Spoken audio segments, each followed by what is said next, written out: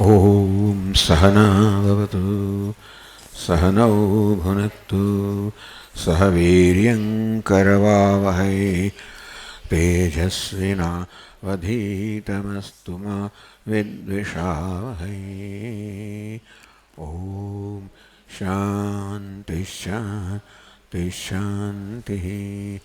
ॐ पूर्णमदः पूर्णमिदं पूर्णात् पूर्णमुदच्यते पूर्णस्य पूर्णमादाय पूर्णमेवावशिष्यते।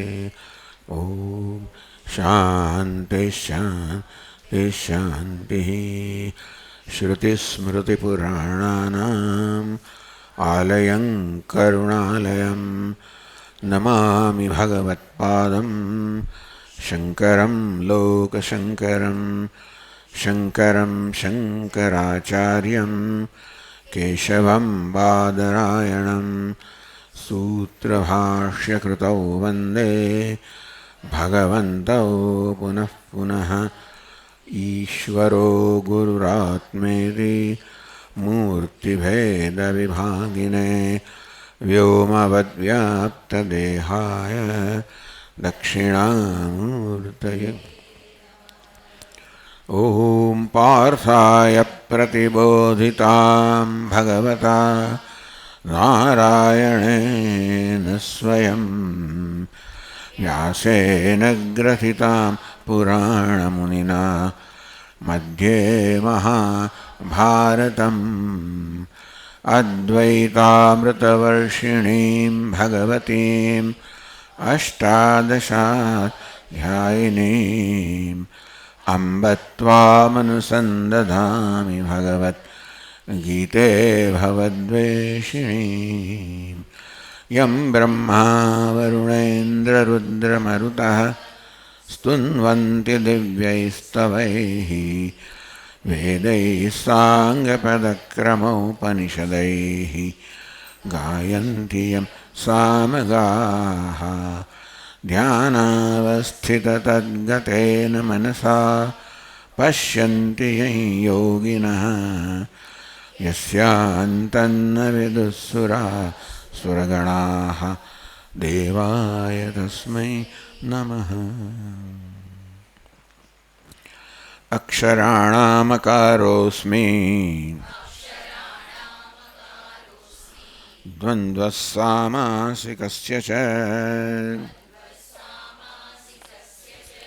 अहमेवाक्षयः कालः धाताहं विश्वतो मुखः।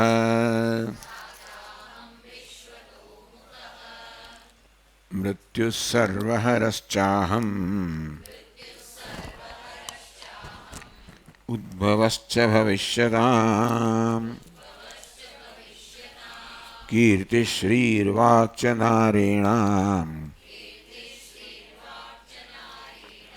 स्मृतिर्मेधा धृतिः क्षमा।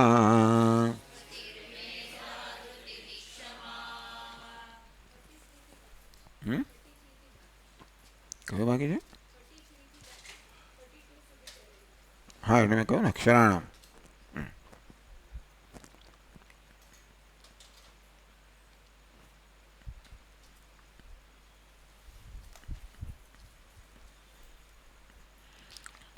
ભગવાન પોતાની વિભૂતિનું વર્ણન કરતા કહે છે અક્ષરાણામ વર્ણાનામ અકારોસ્મિ. બધા અક્ષરોમાં વર્ણોમાં હું આ થઈ ગયું છે કે નહીં આ શ્લોક? હા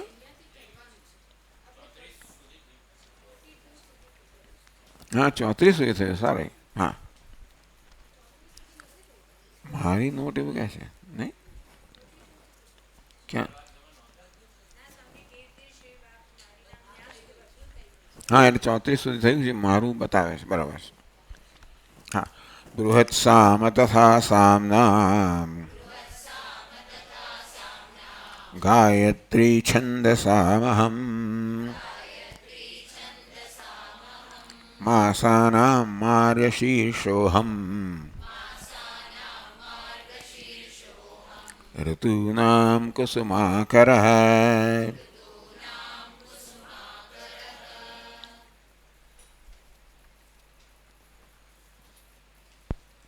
થઈ ગયું. અચ્છા.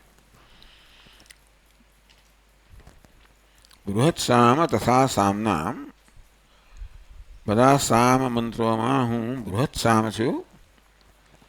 ગાયત્રી છંદસામહમ, બધા છંદોમાં હું ગાયત્રી છું. માસાના માર્ગશીર્ષોહમ, બધા માસમાં મહિનામાં હું માર્ગશીર્ષ માસ છું. ઋતુનામ કુસુમાકર, બધી ઋતુમાં હું કુસુમાકર એટલે કે વસંત ઋતુ છું.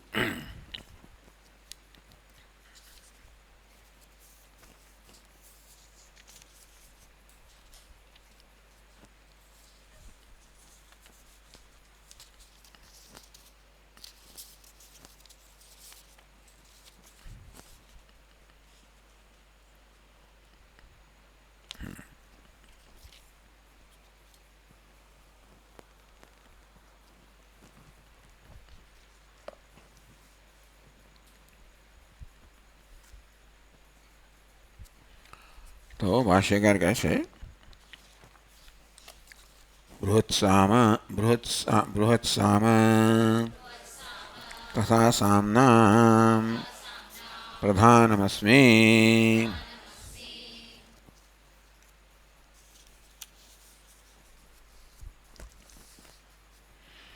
બધા સા મંત્રમાં પ્રધાન મંત્ર જે છે એ બૃહત સામ, એટલે બધા સા મંત્રમાં હું બૃહત સામ નામનો મંત્ર છું.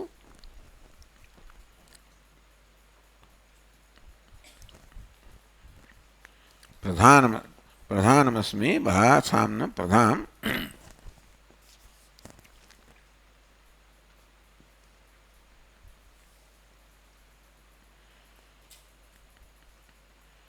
વેદાનામ સામવેદોસ્મિ ઇતિ ઉક્તમ, બધા વેદોમાં હું સામવેદ છું ભગવાને કહ્યું. પછી બધા સામમાં પણ બૃહત સામ, સામનામ મૃગક્ષરારૂઢાનામ ગીતિ વિશેષાણામ. એક સામ જે મંત્રો છે એ ઋગ્વેદના મંત્રો જે છે એમને જ ગીતિ એટલે ગાયનના રૂપમાં એમને રચવામાં આવે છે. એ જ મંત્ર લગભગ બધા તો ના કહેવાય, પણ છતાં મોટાભાગના સામવેદના મંત્રો ઋગ્વેદમાંથી આવે છે અને ગીતિ રૂપત્વાદને ગાવામાં આવે છે. એટલે એવી આપણી માન્યતા છે કે આપણું બધું જે શાસ્ત્રીય સંગીત છે એનું મૂળ તો સામવેદમાં છે એમ કહે છે. આપણે બધું છંદો કે ઉપનિષદમાં જોયું સામવેદની જે ભિન્ન ભિન્ન એની અવસ્થાઓ છે. એટલે 5 અવસ્થાવાળો સામ, 7 અવસ્થાવાળો સામ, એ પ્રકારે સમજાવવામાં આવ્યું ત્યાં. એટલે માનીએ આપણે કે આપણા 7 સ્વર વગેરે છે એ પણ આ બધા સામ વેદની રચનાઓમાંથી આવ્યા હોય.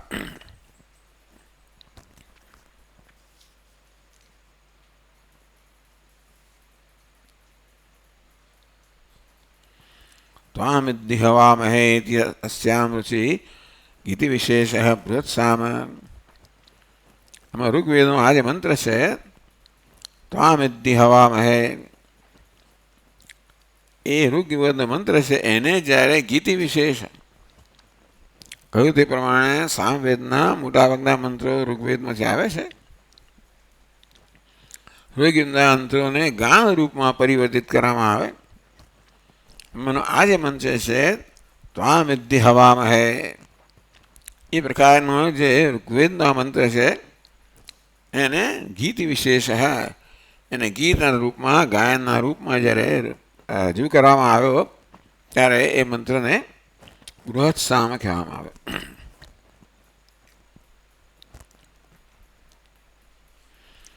તચ્ચ અતિરાત્રે પૃષ્ઠસ્તોત્રમ સર્વેશ્વરત્વેન ઇન્દ્રસ્તુતિરૂપમ અન્યતઃ શ્રેષ્ઠત્વાદહમ.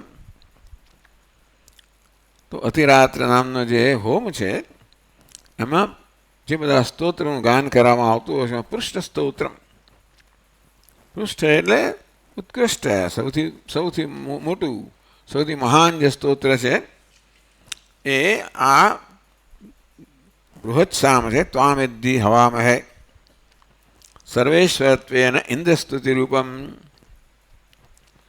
તો આ જે મંત્ર છે જેને અહીંયા આગળ બૃહત્સામ કહેવામાં આવ્યો એ ઇન્દ્રની સ્તુતિરૂપ છે. અન્યથા શ્રેષ્ઠત્વાદહમ, ઇન્દ્ર સર્વદેવોમાં શ્રેષ્ઠ છે. એની સ્તુતિ પણ બધી સ્તુતિઓ સામવેદના બધી સ્તુતિઓમાં શ્રેષ્ઠ છે.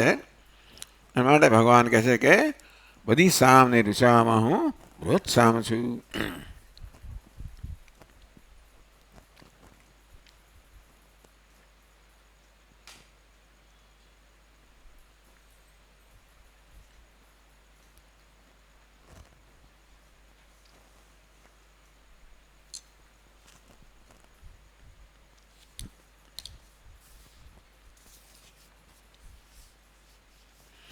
ગાયત્રી છંદસામહમ.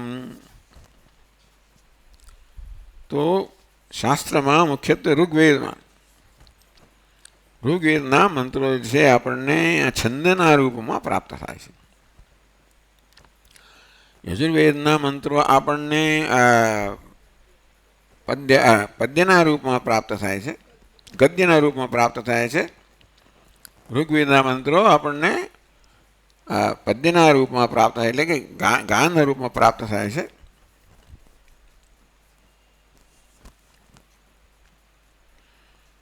એવા છંદસામ નિયતપાદ અક્ષરત્વ રૂપ છંદો વિશિષ્ટાનામ મધ્ય.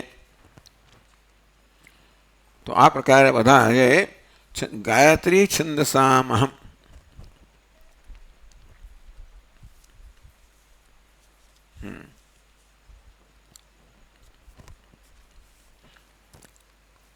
બૃહત સામે કહેવામાં આવ્યું કે પ્રધાનમસ્મી એટલે બધા સામમાં પ્રધાન શું બૃહત સામ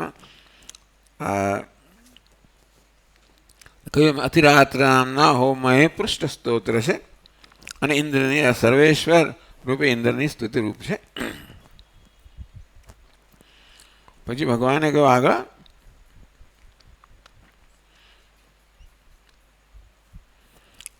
ગાયત્રી છંદસામહમ ગાયત્ર્યાદિ છંદો વિશિષ્ટાનાં રુચામ ગાયત્રી ઋગ અહમ ઇત્યર્થઃ. તો ગાયત્રી છંદસામહમ બધા છંદોમાં ઋગ્વેદમાં 7 છંદો છે, એમાં ગાયત્રી ખોવાઈ ગયું બધું વિચારું.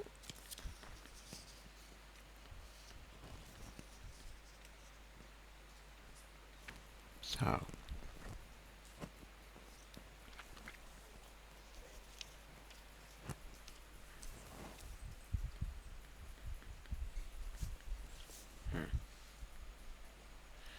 છંદસામ નિયત અક્ષરપાદ સ્વરૂપ છંદો વિશિષ્ટાનામ એટલે ઋગ્વેદની અંદર જે મંત્રો છે એ બધાના નિયત પાદ કેટલા પાદ હોવા જોઈએ. આમ ગાયત્રી તો ત્રિપાદ 3 પાદવાળી છે, દરેક પાદમાં 8-8 અક્ષરો છે. એવું કહેવામાં આવે છે કે કોઈ જમાનામાં પૂર્વકાળની અંદર બધા મંત્રો જે હતા એ માત્ર 4 અક્ષરના જ હતા. એક પાદ છે 4 અક્ષરનો હોય.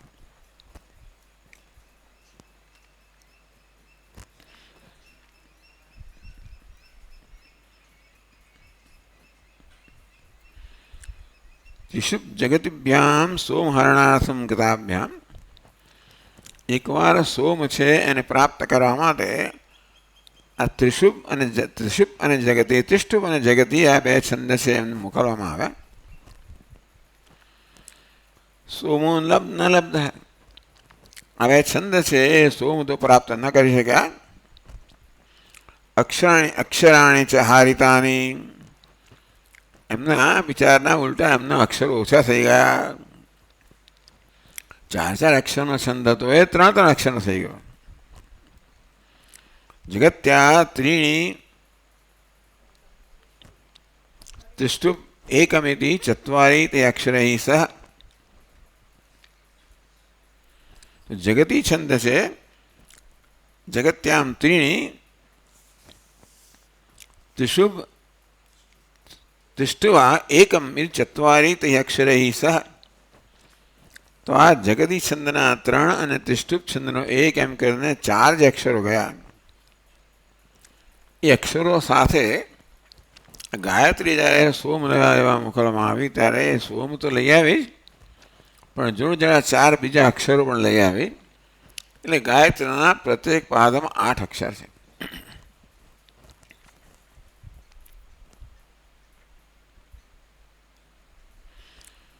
એટલે અક્ષરૈ સહ સૌમ્ય આહરણેન ગાયત્રી પેલા અક્ષરો તો લઈ આવી 4 સાથે સોમ પણ લઈ આવી, અને એટલા માટે બધા છંદોમાં એને શ્રેષ્ઠ કહેવામાં આવી.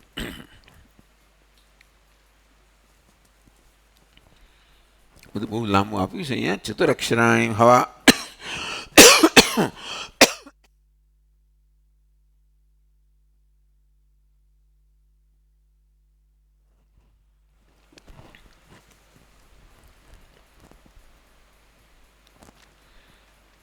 અગ્રે છંદાંસી આસુ. પહેલા જમાનામાં બધા છંદને 4 અક્ષર હતા. તત જગતી સોમમ અચ્છાપત સા ત્રીણે. તમે જગતી સોમ લેવા ગઈ ત્યારે એણે પોતાના 3 અક્ષરો ગુમાવ્યા. તત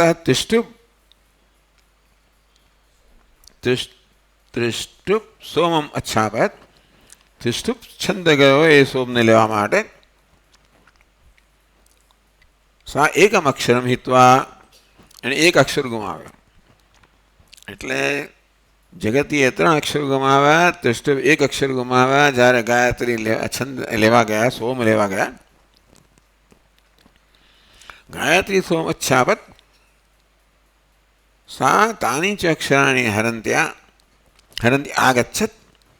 એ ગાયત્રી ગઈ ત્યારે પેલા જે અક્ષરો ગુમાવ્યા 3 ને 4 તો લઈ આવી.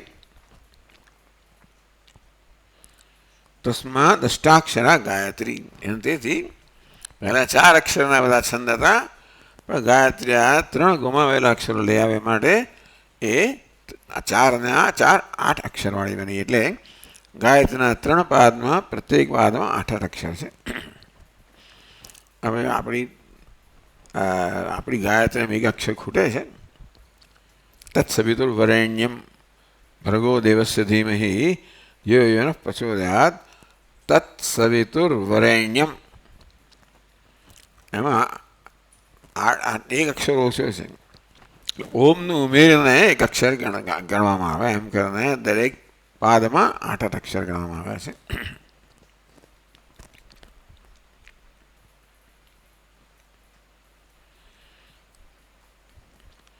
તો દાહુ ગાયત્રાણી વૈ સર્વાણી સવનાની ગાયત્રી હે વૈ તत् ઉપસૃજામ ન એતत् ઇતિ શતપથ શ્રુતે. તો શતપથ બ્રાહ્મણમાં કહેવામાં આવ્યું કે ગાયત્રાણી વૈ સર્વાણી સવનાની. જે સવન હોય છે દિવસ દરમિયાન જ્યાં આ હોમ કરવામાં આવે ભિન્ન ભિન્ન દિવસના ભિન્ન ભિન્ન ભાગની અંદર, અને 1 સવન કહેવામાં આવે.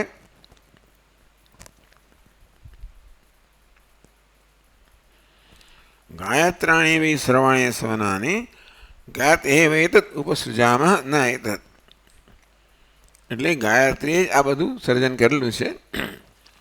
એટલે ગાયત્રી વા ઇદમ સર્વમ ભૂતમ ઇત્યાદિ છાંદોગ્ય પછી કહેવામાં આવ્યું ગાયત્રી વા ઇદમ સર્વમ. આ ગાયત્રી આ સર્વ છે સમજાવે છે. એ રીતે બધા છંદોમાં ગાયત્રી શ્રેષ્ઠ છંદ છે.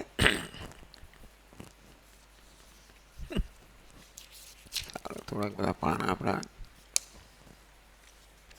છે અહીંયા. ગાયત્રી ઉષ્ણિક અનુષ્ટુપ તિષ્ટુપ બૃહતી અને પંક્તિ જગતી ને પંક્તિ. ગાયત્રીના 4માં 6 માની લે કે એના 4 પાદ છે. આમ તો 3 પાદ છે, પણ કુલ 21-24 અક્ષર છે. એટલે 4 પાદ માનીએ તો પ્રત્યેક પાદમાં 6 અક્ષર ગાયત્રીના. ઉષ્ણિક 1 અક્ષર વધારે ચાર પાંચ સાત સાત અક્ષરના અનુષ્ટુપ આપણે બધો બહુ પરિચિત છંદ ભગવદ્ ગીતાનો વગેરે ચાર પાદ પ્રત્યેક વાદમાં આઠ આઠ અક્ષર. ત્રિષ્ટુપ ચાર પાદ પ્રત્યેક વાદમાં 11 અક્ષર. બૃહતિ પ્રત્યેક વાદમાં 9 અક્ષર. જગતિ પ્રત્યેક વાદમાં 12 અક્ષર. પંક્તિ દરેક પાદમાં 10 અક્ષર. આ પ્રકારે આ બધા છંદો છે. આ બધા વૈદિક છંદો છે, ઋગ્વેદમાં પ્રાપ્ત થાય છે. હવે પણ છે, પછી બધા બહુ જ છંદો ઉમેરાયા, પણ હું ઋગ્વેદમાં આ બધા 7 છંદો હતા. એટલે એને સૂર્ય દેવતાને 7 ઘોડા કહેવામાં આવે છે. કેટલાક માને છે કે ભાઈ સૂર્યના પેલા 7 શું છે આપણા રંગ, આ રેઇનબો, પણ એ નહીં, એના 7 ઘોડા છે, આ 7 છંદ છે. રેઇનબોમાં 7 પેલા રંગ હોય છે એવા 7 નહીં, પણ આ ઋગ્વેદમાં જે 7 છંદ છે એ સૂર્યના 7 ઘોડા હોય છે.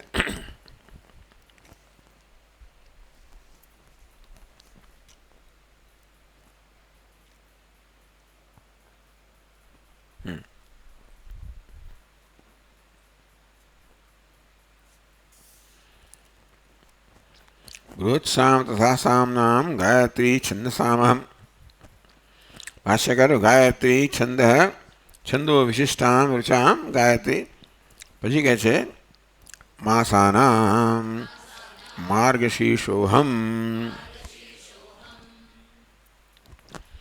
મહારાજ તો કંઈ કહેતા નથી, બધા માસમાં મહિનામાં હું માર્ગશીર્ષ એટલે કે માક્ષર મહિનો છું.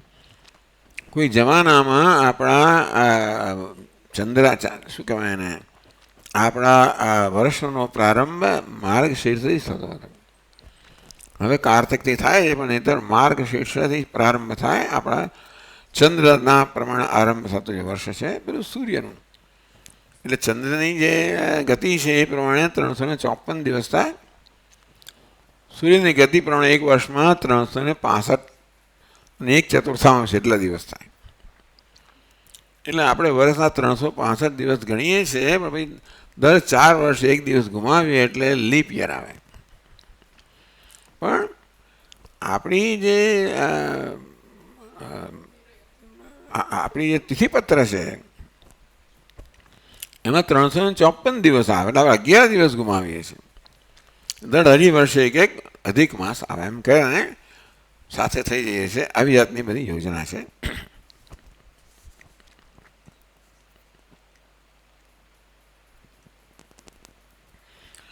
માસાનામ દ્વાદશાનામ મધ્યે અભિનવશાલી વાસ્તુ શાકાદિશાલી. એટલે માર્ગશીર્ષ એટલે તો શિયાળો છે, અને બધા શાક છે ને એની ઋતુ છે. શ્રેષ્ઠ શાકભાજી આપણને શિયાળામાં મળે અને માર્ગશીર્ષમાં મળે. અભિનવશાલી વાસ્તુક શાકાદિશાલી એટલે બથવો. વાસ્તુક એટલે નવા બથવો શું છે મને ખબર નથી, કે મેં લખ્યું છે અહીંયા આગળ એક પ્રકારની ભાજી. ચાલો, એટલે આમાં શું મોટી મહાનતા છે. ચાલો ટૂંકમાં અહીંયા આ પ્રકારની ભાજી છે. એટલે આ પ્રકારની શીતતાપ સંજત્વેન છે. માક્ષર મહિનામાં બહુ ઠંડી પણ નહીં, બહુ ગરમી પણ નહીં, એ પ્રકારે સુખ હેતુ માર્ગશીર્ષોહમ. એટલે બધા મહિનાઓમાં સુખ હેતુ, બહુ ઠંડી પણ નહીં, બહુ ગરમી પણ નહીં, એટલે આપણને માટે અત્યંત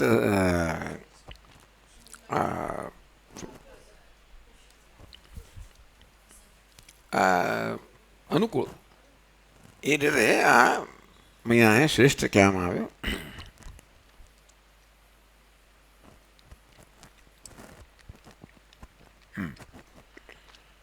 પછી ભાષ્યકાર કહે છે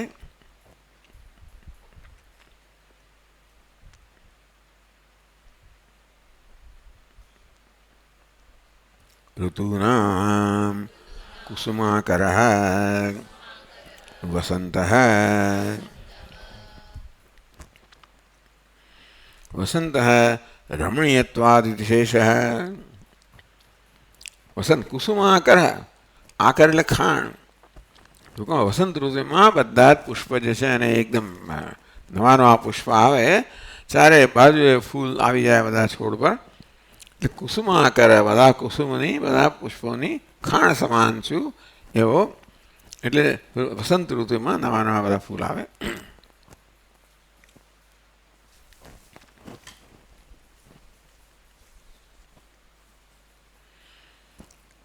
રમણીયત્વાદ પણ કહ્યું.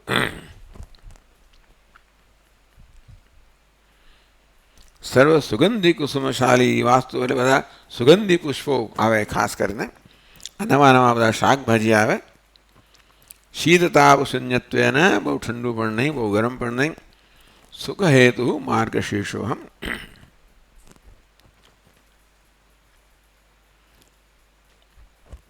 ઋતુનામ મધ્ય કુસુમાકર, સર્વ સુગંધી કુસુમાનામ આકર અતિરમણીય વસંત.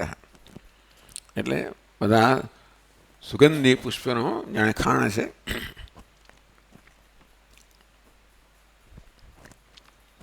ઋતુના મધ્ય એટલે કે વસંત ઋતુ. વસંતે બ્રાહ્મણ ઉપનયિત, વસંતે બ્રાહ્મણ અગ્નિ આદધિત, વસંતે વસંતે જ્યોતિષા યજેત, તદ વસંતે એવ આરભ્યેત, વસંતો વૈ બ્રાહ્મણસ્ય ઋતુ ઇત્યાદિ શાસ્ત્ર પ્રસિદ્ધ વસંત ઋતુ. ટૂંકમાં વસંત ઋતુમાં આટલી પ્રસિદ્ધિ છે શાસ્ત્રની અંદર કે વસંતે બ્રાહ્મણ ઉપનયિત, બ્રાહ્મણને વસંત ઋતુમાં ઉપનયન એટલે કે ઉપનયન વિધિ કરવી જોઈએ. વસંતે બ્રાહ્મણ અગ્નિ આદધિત, વસંત ઋતુમાં બ્રાહ્મણે અગ્નિનું આધાન કરવું જોઈએ. વસંતે વસંતે જ્યોતિષા યજેત, દરેક વસંતમાં જ્યોતિષા એટલે જ્યોતિષમય પદાર્થ, પ્રકાશમય. જ્યોતિષા એટલે જ્યોતિષ શાસ્ત્ર નહીં, જ્યોતિષ એટલે પ્રકાશમય પદાર્થો આકાશના. યજેત જ્યોતિષા યજેત, વસંતે વસંતે જ્યોતિષા, જ્યોતિષનો અગ્નિ થવો જોઈએ. દરેક વસ્તુમાં જ્યોતિષથી યજન કરવું જોઈએ. તદ વસંતે એવ આરભ્ય, વસંતમાં એનો આરંભ કરવો જોઈએ. વસંતો એ બ્રાહ્મણસ્ય ઋતુ, વસંત બ્રાહ્મણની ઋતુ છે. આ પ્રકારે આ બધા રીતે ભગવાન કહે છે કે પ્રસિદ્ધ વસંત ઋતુ હું છું.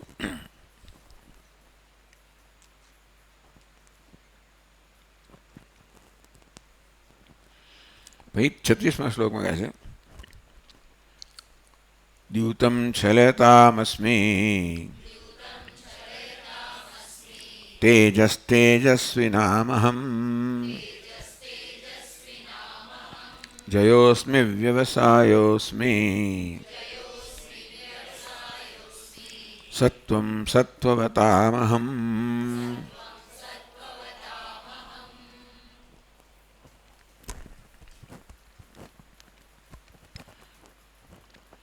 છલતામ, છળ કરનારાઓમાં હું દ્યુત છું. દ્યુત એટલે જુગટું, જુગાર, જેનાથી પાંડવોને બરાબર છળવામાં આવ્યા હતા શકુની વડે. અને શું શું થઈ ગયું બિચારાને, કેટલો વર્ષનો વનવાસ, કેટલું બધું સહન કરવું પડ્યું. એને કારણ હતું કે આ ક્ષત્રિયોમાં બધી બધું ગાણ પણ હોય રાજાઓમાં, કે તમને દ્યુત માટે જો આવાહન કરવામાં આવે તો રાજા એને નકારી ન શકે. બધા જાણતા હતા કે આ શકુની છે, દુષ્ટ છે અને છળ કરનારો છે. અને તોય પણ યુધિષ્ઠિરે આ પડકાર ઝીલ્યો. એની સાથે રમીને બધું છેક સુધી હારી ગયા બધું, અને છોડે નહીં પાછા. હારતા હારતા હારતા હારતા અલા પોતાની પત્નીને ગુમાવી યાર. આ કઈ જાતનો ન્યાય છે? પછી હોય છે કઈ જાતનું ગાણ પણ આવી ગયું હશે ખબર નથી આપણે યુધિષ્ઠિરને. જે હોય તમે પ્રારબ્ધ એટલે કેટલું સહન કરવાનું હશે, કેટલા વર્ષો એ લોકોને જવું પડ્યું અને કેટલી બધી મુશ્કેલીઓ સહન કરવી પડી. આવીને વારંવાર દુર્યોધને કેટલીક કનડગત કરી પાછી. ઘણું પ્રાપ્ત પણ થયું એ લોકોને. અર્જુન ઘણી તપશ્ચર્યા કરી, નવા નવા આયુધો પ્રાપ્ત કર્યા, અને પાંડવે ખૂબ બધો ઋષિઓ મહાપુરુષ સત્સંગ કર્યો. એટલે એમણે તો એ સમયનો સદુપયોગ કર્યો, એની ના નથી. પણ છેવટે એ લોકોએ રાજ્ય તો ગુમાવ્યું, અને આવી રીતે ભિખારી તો ના કહેવાય, પણ છતાં આપણે આવી રીતે અત્યંત ગરીબની રીતે રહ્યા એ લોકો. આમ છે લેતા આમ છળ કરનારામાં, છેતરનારામાં હું દ્યુત છું. છલેતામ છલેસ્ય કર્તૃણામ. છળ કરનારાઓને છલેત કહેવાય. છલેતામ છળ કરનારાઓમાં. પછી કહે છે તેજસ્વીનામ તેજોહમ.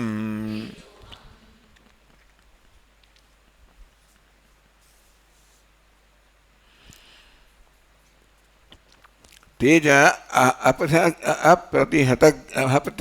અપ્રતિહતાજ્ઞા. ટૂંકમાં જેનો કોઈ પરિહાર, જેનો કોઈ પરાજય ના થાય એને તેજસ કહેવામાં આવ્યું. એટલે તેજસ્વી પુરુષ એને કહેવાય જે બીજા કોઈથી પરાજિત તો ના થાય જ, પણ બીજા કોઈથી પણ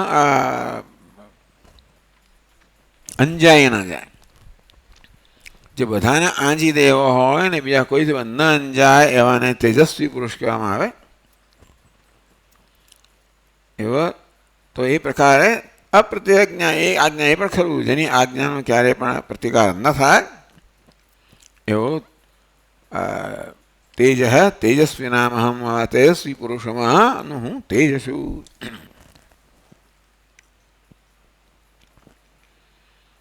એ તો અતિ ઉગ્ર પ્રભાવાનામ સંબંધી તેજ, એટલે ઉગ્ર પ્રભાવ ધરાવનારા, અત્યંત શ્રેષ્ઠ પ્રભાવ ધરાવનારાઓમાં હું.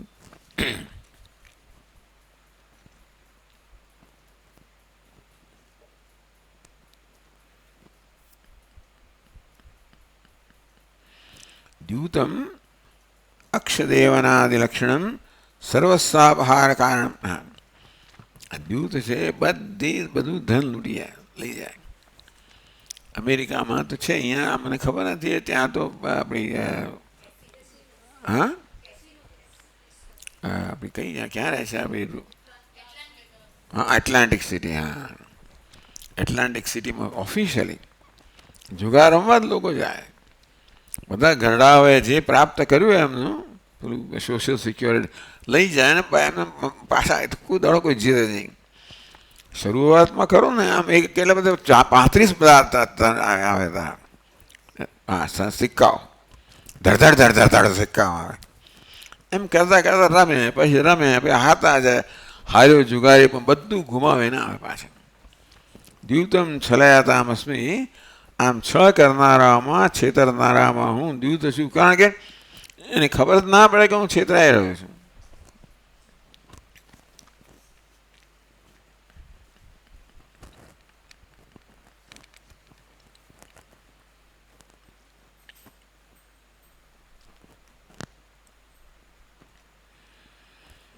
તેજસ્વીનામ તેજ, જેની આજ્ઞાનો પ્રતિકાર ન થાય એવો તેજ છું. પછી કહે છે જયોસ્મી જે તૃણામ. વિજય પ્રાપ્ત કરનારામાં હું જય કે વિજય છું. વ્યવસાયોસ્મી વ્યવસાયનામ. વ્યવસાય નિશ્ચય, નિશ્ચય કરનારાનો હું નિશ્ચય છું. વ્યવસાય વ્યવસાય એટલે એમ તો કહે છે ફલ હેતુ ઉદ્યમ. આપણે જેને વ્યવસાય કહીએ એટલે ધંધો કહીએ એવું ઉદ્યમ અહીંયા કહેવામાં આવ્યો. પણ ખરેખર તો વ્યવસાય એમ ચાલો ઉદ્યમ કરનારામાં ઉદ્યમ છું, ધંધો કરનારો ધંધો છું, પણ વ્યવસાય નિશ્ચય કરનારામાં હું નિશ્ચય છું એવું કહેવું જોઈએ. એમણે કહ્યું ચાલો, એટલે આનંદગીરી મહારાજ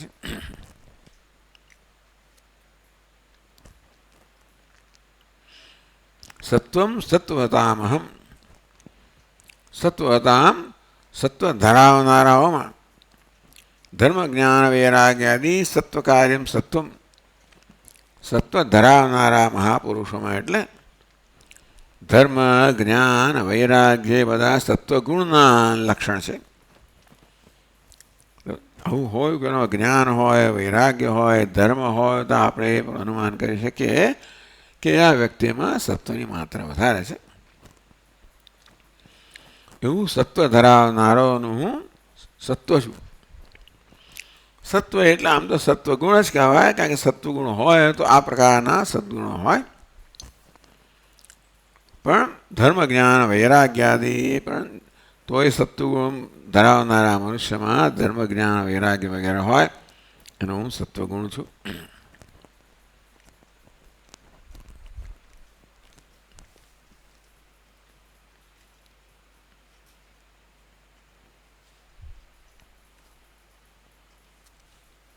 પછી આગળ કહે છે વૃષ્ણીનામ વાસુદેવોસ્મિ પાંડવાનામ ધનંજય મુનીનામપ્યહમ વ્યાસઃ કવીનામુશના કવિઃ.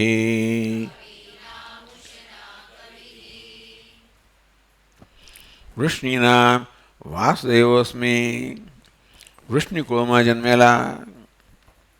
તો કહે છે ભાષ્યકાર વૃષ્ણીનામ વાસુદેવોસ્મિ અયમેવ અહમ ત્વત્સખા. વૃષ્ણીનામ વાસુદેવોસ્મિ, તારો મિત્ર વાસુદેવ. વૃષ્ણિકુળમાં જન્મેલા બધામાં હું વાસુદેવ છું, શ્રી કૃષ્ણ છું.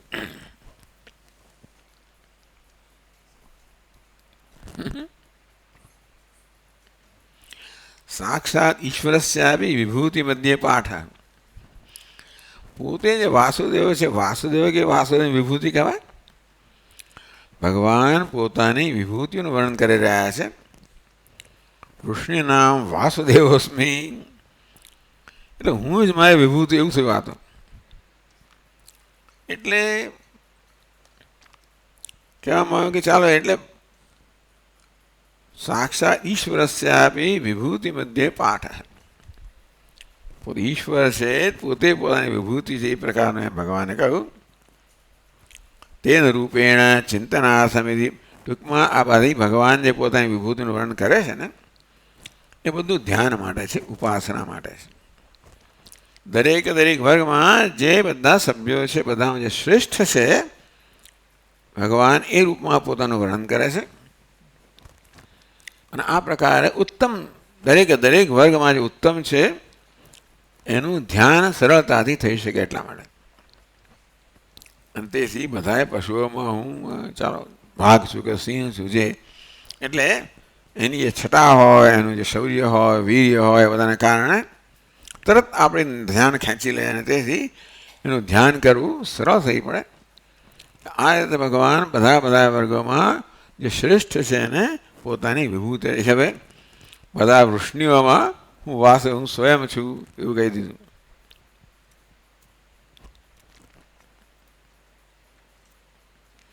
વસુદેવ પુત્રેના પ્રસિદ્ધ તદુપદેષ્ટ.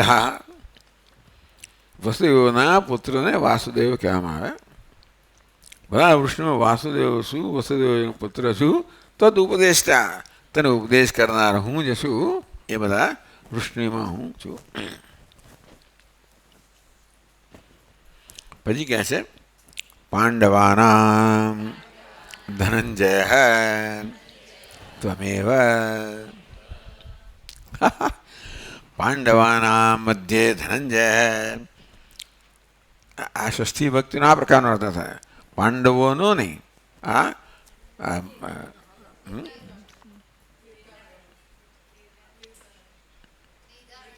નિર્ધારણી ષષ્ઠી, બરાબર. પાંડવાના મધ્યે ધન ત્વમેવ અહમ. વૃષ્ણના મધ્યે અહમ, પાંડવાના મધ્યે ત્વમ. અર્જુનની કેટલી મહાનતા છે. ભગવાન અર્જુનને પોતાની વિભૂતિ કહે છે. આમ તો કહે છે કે અર્જુનમાં તારામાં મારામાં કોઈ ભેદ જ નથી. એ અર્જુનમાં એ જ ભગવાન છે ને, ભગવાન જ અર્જુન છે એવું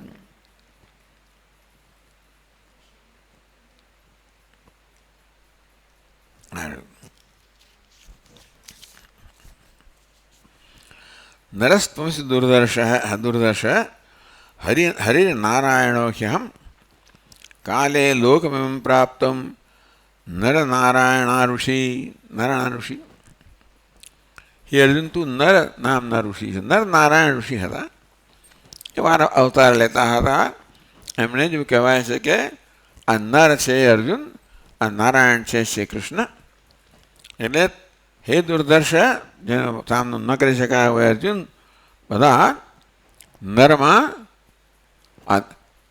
નરમાં તું દુર્દર્શ છે, જેનો સામનો ન કરી શકાય.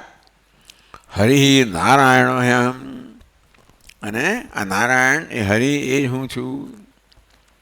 કાલે લોકમિમં પ્રાપ્તો નરનારાયણ ઋષિ. એટલે કાળે કરીને આ લોકને જ્યારે પ્રાપ્ત થયા એ બંને ઋષિઓ, ત્યારે નર અને નારાયણ એ રીતે અહીંયા આગળ પ્રગટ થયા. હજી તો તપશ્ચર્યા કરી રહ્યા છે હિમાલયની અંદર. એટલે આપણે જ્યારે બદ્રીનાથ જઈએ ત્યારે બે પહાડો છે, નર અને નારાયણ, એ રૂપમાં બંને આ ઋષિઓ ત્યાં તપશ્ચર્યા કરી રહ્યા છે, એવી આપણી ભાવના છે.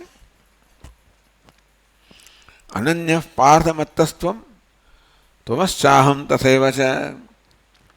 અનન્ય પાર્થમત્તસ્ત્વમ, હે પાર્થ, તું અનન્ય છે, મારાથી જરાય જુદો નથી.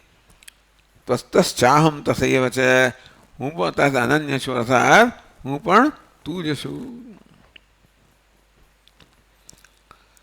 નાવયો રંતરમ શક્યમ વેદમ ભરતર્ષભ.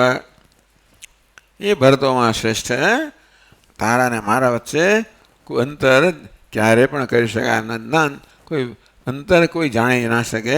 તારીને મારા વચ્ચે કોઈ અંદર થઈ જ ના શકે.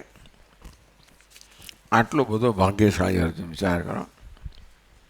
સહન તો બહુ કર્યું એને, ગમે તેમ હોય, કે શ્રેષ્ઠ પાંડવ શ્રેષ્ઠ, ભગવાનનો મિત્ર જઈને તો ભગવાન આવા વાર્તાલાપ કરો એનાથી વધારે ભાગ્યશાળી કોણ હોઈ શકે? આવો ઉપદેશ ભગવાને સામે ચાલીને કર્યો એને.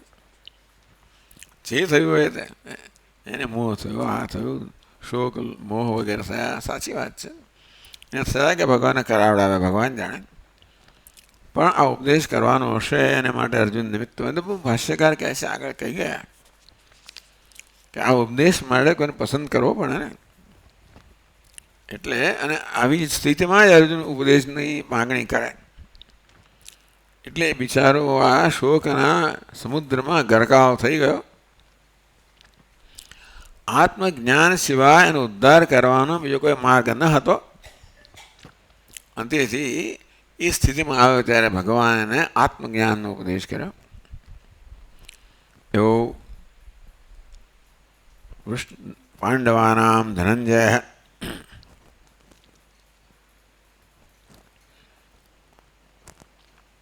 આગળ કહે છે, મુનિનામ મનશીલાનામ સર્વપદાર્થ જ્ઞાનિનામ અપી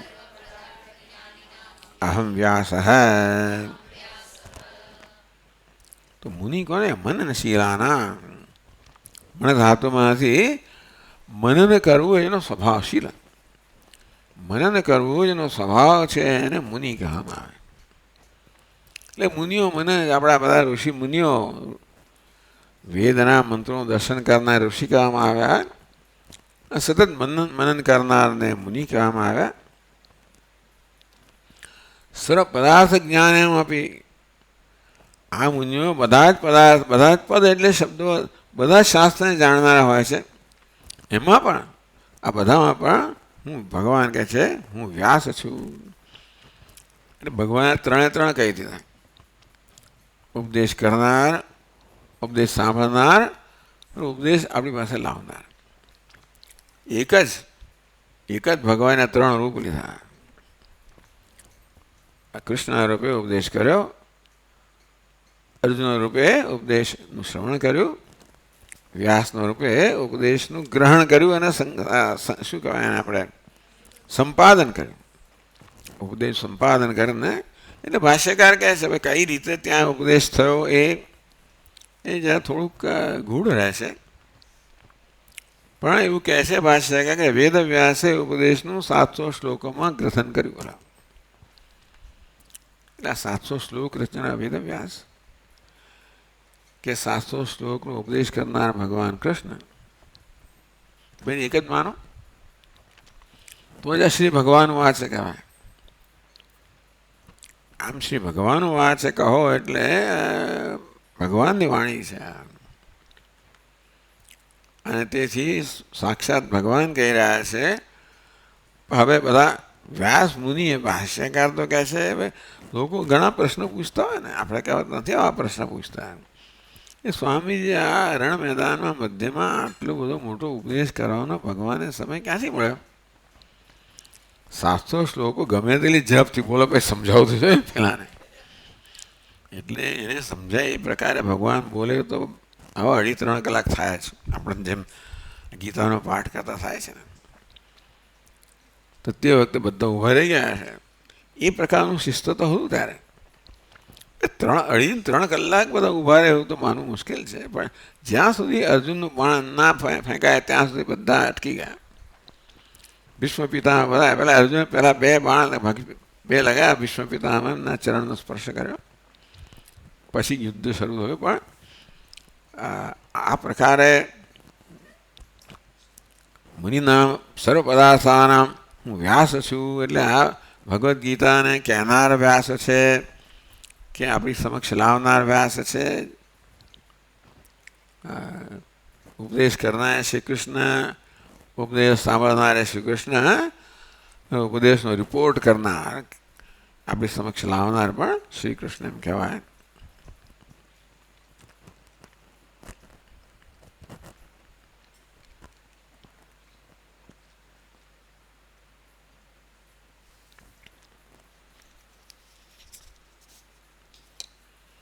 અહીં છે કશ્યપ ને અદિતિ મૂળ જે દંપતી એ કશ્યપથી જ વસુદેવ બન્યા, અદિતિ સુરથા બન્યા, દેવકી બન્યા અને રોહિણી બન્યા. ચાલો,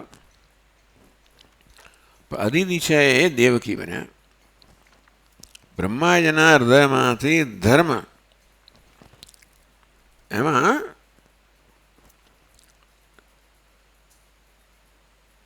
જે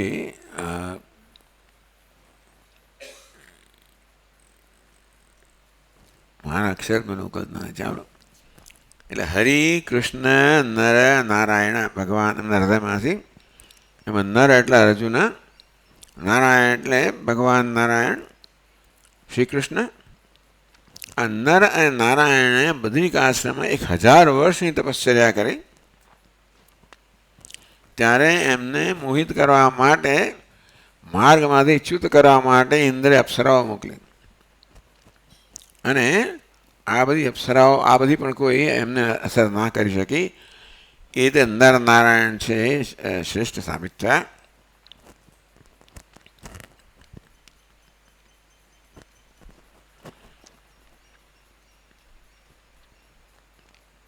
મુનિનામ કવિનામ અપી વ્યાસ. અને છેલ્લે કહે છે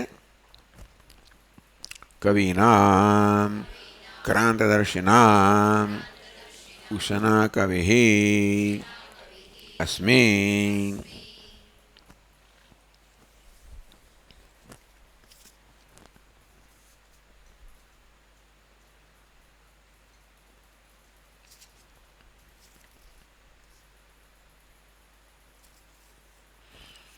કવિનામ ઉષના કવિ. ઉષનસ ઉષનસ એટલે શુક્રાચાર્ય. શુક્રાચાર્ય તો દાનવોના ગુરુ હતા. એ ભૃગુના પુત્ર હતા. ભૃગુના પુત્ર શુક્રાચાર્ય, એમને જે કવિ કહેવામાં આવ્યા, ઉષનસ કાવ્ય કહેવામાં આવ્યું. એ બધા ભાર્ગવના અધિપતિ હતા, દૈત્યોના પુરોહિત હતા અને સર્વ વિદ્યામાં વિશાળ હતા આ ભૃગુ કે શુક્રાચાર્ય. એટલા માટે એમણે બધા કેટલા બધા યજ્ઞો કરાવીને આ દેવતા આ દાનવોને એટલા બધા બળવાન બનાવી દેલા કે કોઈથી હારે ને એવા થઈ ગયેલા. એટલે તો પછી ભગવાને જવું પડ્યું બલિરાજા પાસે. બધું વામન બની જઈને એની પાસે બધું અહીંયા છીનવી લીધું. ટૂંકમાં બલિરાજાને છેતરીને ભગવાને બધું જે હોય તે બલિરાજા તો ખુશ થયા છે. પણ એટલે કે ભગવાન સાક્ષાત કોઈ કહ્યું ને ગુરુજીએ શુક્રાચાર્ય એકલા આ તો તને છેતરવા આવ્યા છે, આ હરિ છે, આ બાળક નથી, આ બટુક નથી. તો કે સાક્ષાત હરિ મને મારી પાસે લેવા આવ્યો તો બધું જ આપી જ દઉં. તરત એને પાણી પેલામાંથી રેડ્યું એમના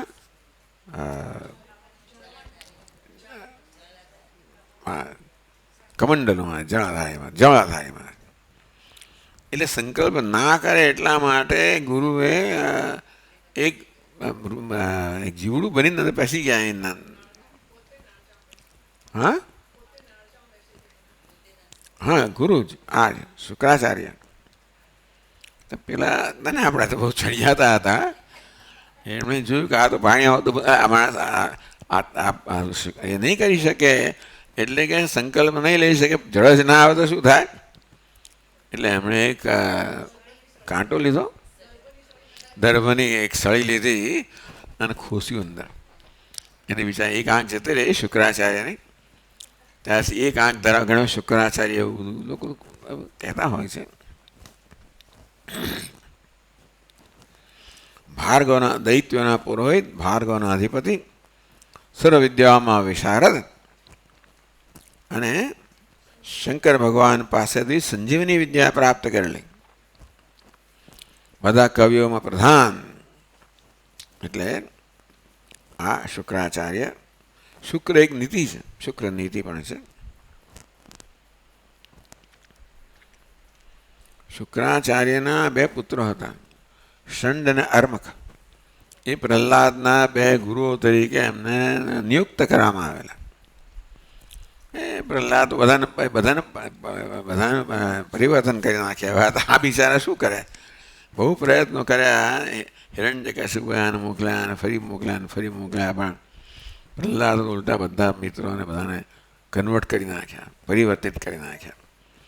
એવા આ શુક્રાચાર્યના બે પુત્રો ષંડ અને અર્મક. આ બધા પુરાણો પ્રસિદ્ધ બધા પાત્રો છે.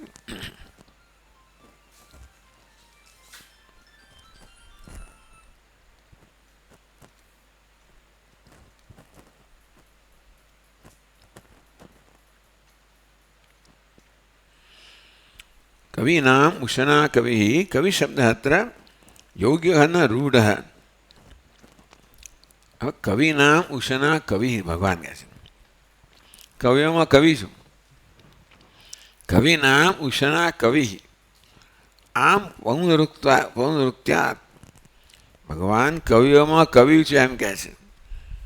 એટલે આ બીજો કવિ શબ્દ છે એને રૂઢ કવિ નહીં, રૂઢિ રૂપે જાણીતું નહીં, यौगिक कवि शब्द अहींया आगळ यौगिक एटले टूंकमां जेनी आ व्युत्पत्ति द्वारा प्राप्त थयेलो छे एवो कवि नाम एटले क्रांतदर्शी नाम ए प्रकारे भाष्यकारे जणाव्युं।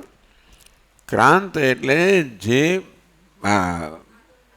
आगळ छे बधाथी पर छे एवुं दर्शन करनाराने कवि कहेवामां आवे छे। बधामां हुं उशनस एटले उशना कवि छुं भगवान। ओम ओम पूर्णमदः पूर्णमिदं पूर्णात् पूर्णमुदच्यते पूर्णस्य पूर्णमादाय पूर्णमेवावशिष्यते। ओम शान्ति शान्ति शान्तिः। शङ्करं शङ्कराचार्यं केशवं बादरायणं सूत्रभाष्यकृतौ वन्दे भगवन्तौ पुनः पुनः। ईश्वरो गुरुरात्मेति मूर्तिभेदविभागिने देहाय दक्षिणामूर्तये नमः। ओम शान्ति शान्ति शान्तिः। हरिः ओम। श्री गुरुभ्यो नमः। हरिः ओम।